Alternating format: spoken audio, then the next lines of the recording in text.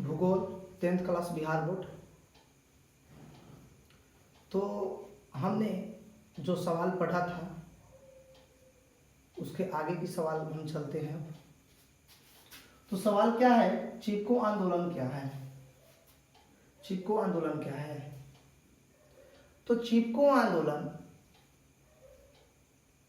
हमारा, देखिए इस आंदोलन से एक ऐसा सवाल निकल रहा है जैसे लग रहा है कि कोई चिपकने वाला कोई आंदोलन है, समझे? तो बस आपका बिल्कुल सही है, आंसर चिपकने वाला ही आएगा। देखिए चिपको आंदोलन पर्यावरण से संबंधित आंदोलन था।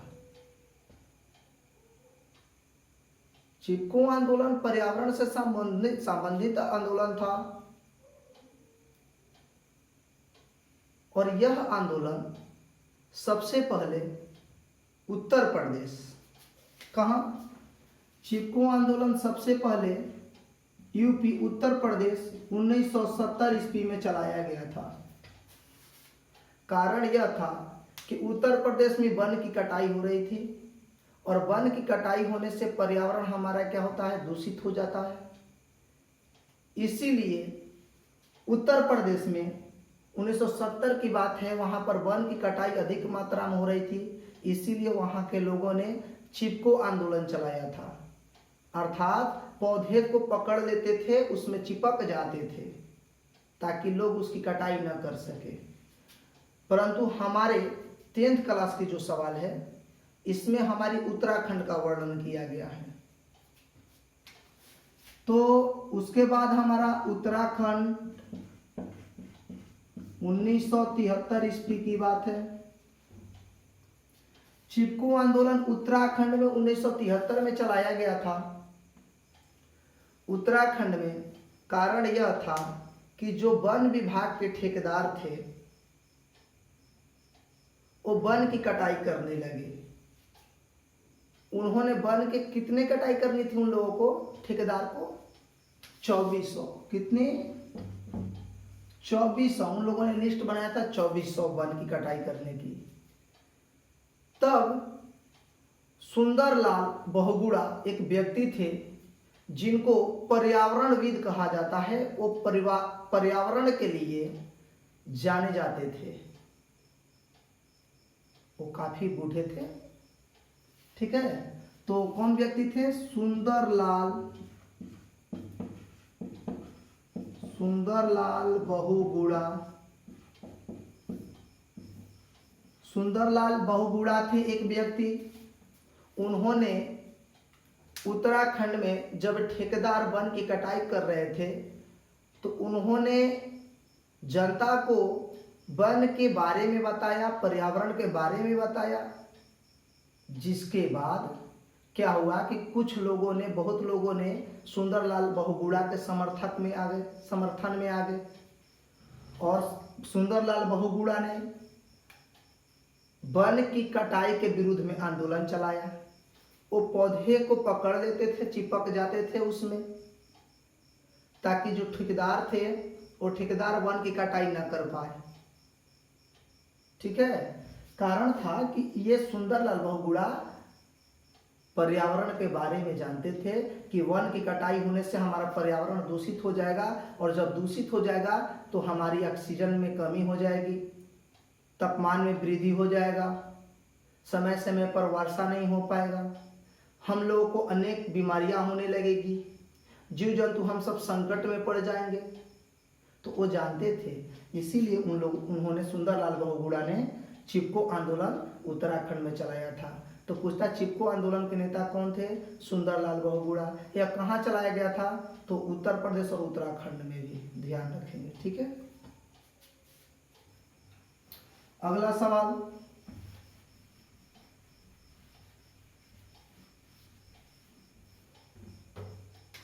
नर्मदा बचाओ आंदोलन।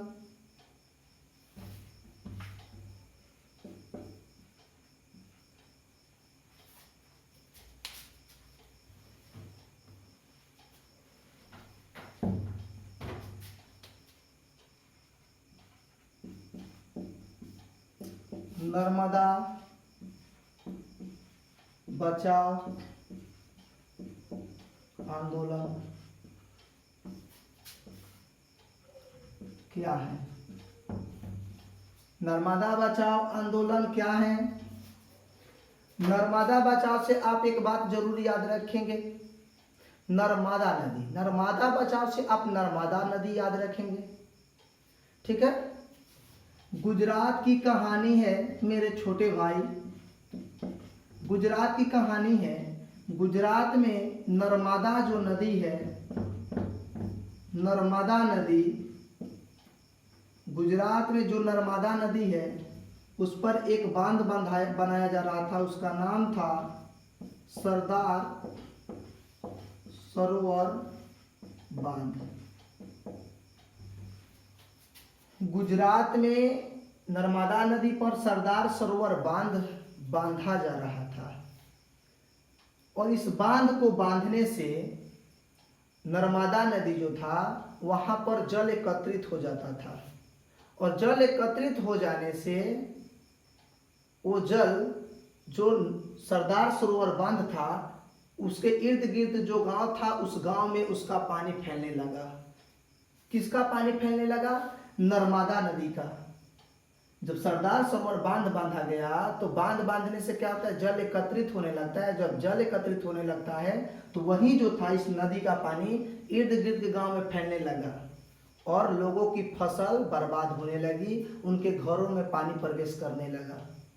तब लोगों ने सरकार से कुछ मुआवजे की मांग की और नौकरी की मांग की, परंतु सरकार ने उन्हें कोई मदद नहीं दिया, देने से इनकार कर दिया। बाबू, कोई मदद नहीं दिया। कौन? सरकार ने। तब लोगों ने इस सरदार सरोवर बांध के विरुद्ध में आंदोलन चलाया। कहाँ के लोग? गुजरात के, जो सरदार सरोवर बांध के निकट जो थे उस क्षेत्र के लोग, गांव के। सरकार को तो लाभ होता था इस बांध से क्योंकि वो बिजली की प्राप्ति करते थे। सरकार क्या करती थी? सरकार बस बांध बांधकर बिजली उत्पादन करती थी, उसको लाभ था, परंतु जो इर्द गिर्द के गांव था उसे कोई लाभ नहीं देती थी। इसीलिए वहां के लोगों ने सरदार सरोवर बांध के विरुद्ध में आंदोलन चलाया। उसका नाम था नर्मदा बचाओ आंदोलन। समझ गए?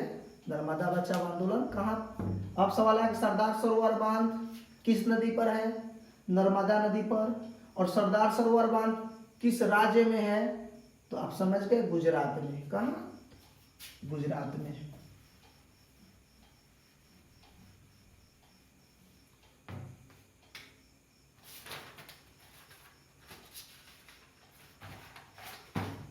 बिहार में वन संपदा,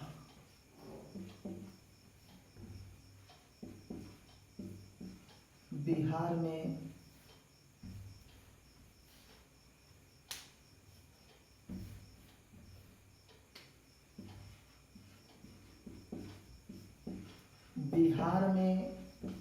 वन संपदा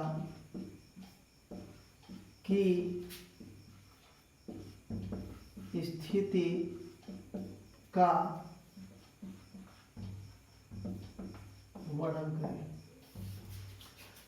सवाल क्या कर रहा है कि बिहार में वन की स्थिति को आप बताओ। तो देखो जी, बात यह है मेरे प्रिय छोटे भाई कि बिहार में वन की स्थिति बहुत अब कम है।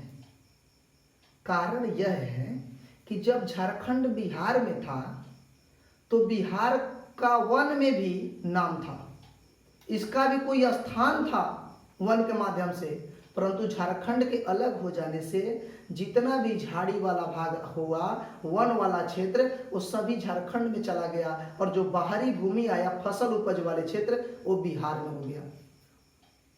अब बिहार और झारखंड की बंटवारा इसी आधार पर हुई थी ना कि झाड़ी वाले भाग झारखंड में और बाहरी वाले भाग बिहार में। परंतु आज बिहार की स्थिति वन के माध्यम में बहुत कम है। यहाँ पर बिहार के मात्र 7.1% भूमि पर वन का फैलाव है। कितना है जी बिहार में वन का फैलाव? कितने प्रतिशत भूमि पर? 7.1%। और ये इतना प्रतिशत वन है।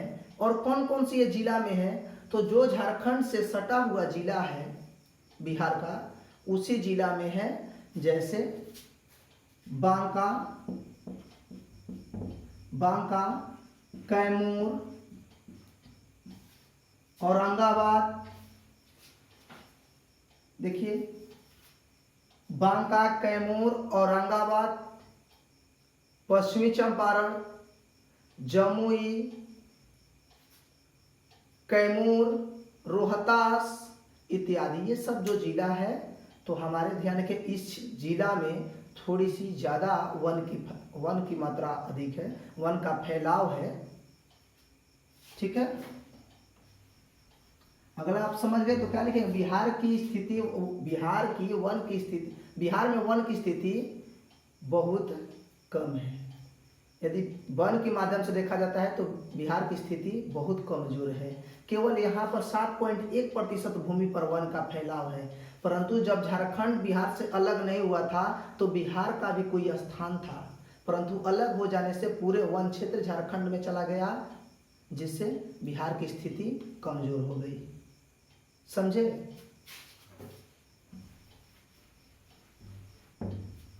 अगला सवाल, वन विनाश के कारण। वन विनाश के कारण।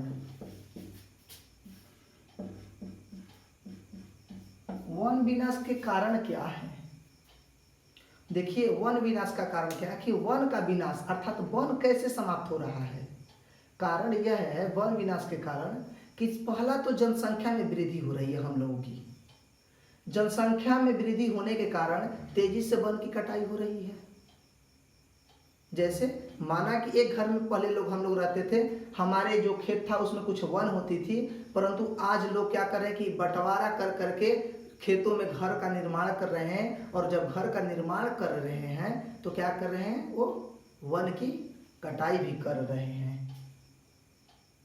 तो जनसंख्या में वृद्धि। दूसरी बात है कि जनसंख्या अधिक होने के कारण क्या करें कि ज़्यादा हमें वस्तुओं की आवश्यकता पड़ रही है, तो लोग चौकी जैसे या पलंग जो भी होता है, ये सब नए नए वस्तुएं बना रहे हैं। ठीक है, तो जनसंख्या में वृद्धि पहला। दूसरी बात क्या, नई नई वस्तुओं को बनाना। तीसरी बात, बांध का निर्माण करना या बांध एवं भवन के निर्माण में वन की कटाई होना। जैसे भवन का निर्माण होता है तो भवन में लकड़ी का उपयोग होता है, जब बांध बांधा जाता है तो वहां पर लकड़ी का उपयोग किया जाता है, जिससे अधिक मात्रा में वन की कटाई हो रही है। चौथी बात, बड़ी बड़ी योजना के कारण वन की कटाई होना। बड़ी बड़ी योजना यह है बाबू कि जो सड़क होता है उसकी चौड़ीकरण हो रही है।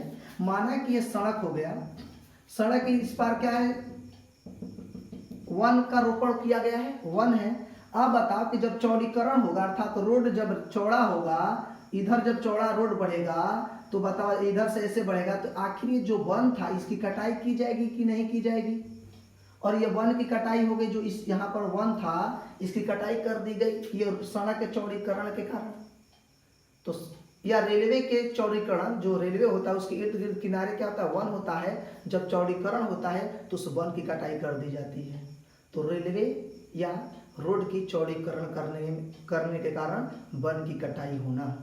समझे? तो यही है बड़ी बड़ी योजना। तो इसी कारण हमारा क्या रहा है, वन की कटाई। चौथी पांचवी बात ये सब। और क्या है आगे बात कि जो हमारा जलावन होता है, इसके लिए लोग क्या करें, हरे जो पौधा होता है उसकी भी कटाई करके लोग क्या करते हैं, धूप में रख देते हैं उसको जलावन के लिए, ताकि वो सूख जाएगा तो आने वाले समय में वो जलावन के लिए हमारे काम आ जाएगा। तो हरे वन की भी कटाई लोग कर दे रहे हैं। तो ये लिखेंगे कि जलावन के भी रूप में। समझे?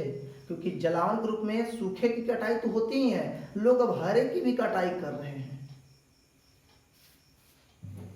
तो वन के विनाश के आप समझ गए कारण क्या है। पांचवी, अगले सवाल,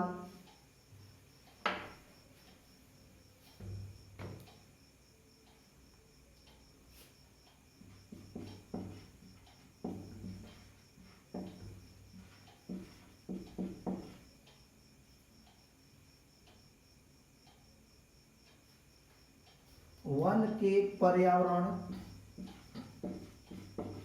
महत्व का वर्णन करें। कह रहे हैं कि वन के पर्यावरण का महत्व का वर्णन करें, माने वन का महत्व क्या है पर्यावरण में। एक बात बताओ बाबू कि पर्यावरण है क्या। पर्यावरण तो देखो, जो हम स्थिति में जो वातावरण में रह रहे हैं इसके बारे में बताना है। जब वन की कटाई होती है तो क्या होता है कि हमारे यहाँ तापमान में वृद्धि हो जाती है, ऑक्सीजन की कमी हो जाती है, समय समय पर वर्षा नहीं हो पाती है, जिससे जीवों का क्या होता है, जीव जंतु संकट में पड़ जाते हैं क्योंकि बीमारियां फैलने लगती है ना।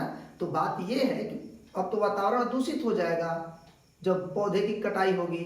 तो जब पौधे की कटाई होगी तो पर्यावरण दूषित होगा तो अनेक प्रकार की बीमारियां होने लगेगी। जब बीमारियां होगी तो जीव जंतु हम लोग संकट में पड़ जाएंगे। तो कारण यह था कि आप एक बात और ध्यान रखेंगे, और यदि पर्यावरण को हमें स्वच्छ रखना है, अच्छा रखना है, तो वृक्षारोपण करना होगा।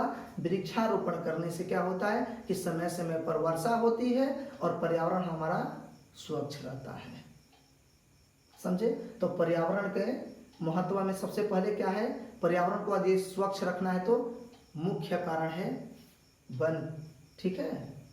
और अगली बात यह है कि पर्यावरण दूषित ऐसे भी होता है कि जब कोई हानिकारक वस्तुएं हम जलाते हैं, जैसे पॉलीथीन इत्यादि जो कचरा होता है, कूड़ा होता है, यदि हम इसको एकत्रित नहीं करते हैं और इसको हम लोग जलाते हैं तो क्या होता है कि इससे हमारा पर्यावरण दूषित होने लगता है, दूषित गैस फैल जाती है हमारे यहाँ। तो जो कचरा कूड़ा होता है उसको हम लोग एकत्रित कर ले, और जो वस्तुएं तो हर वस्तुएं हम लोग न जलाएं जिससे हमारा पर्यावरण दूषित न हो। यदि आप कोई भी वस्तु जलाने लगेंगे तो हमारा पर्यावरण दूषित हो जाएगा। इसलिए आप जो कचरा कूड़ा होता है उसको आप एकत्रित कीजिए, वन का रोपण कीजिए, जिससे हमारे वातावरण स्वच्छ होगा, समय समय पर वर्षा होगा। ठीक है। जिससे हम लोग क्या कर रहेंगे, हम लोग स्वस्थ रहेंगे। ठीक है।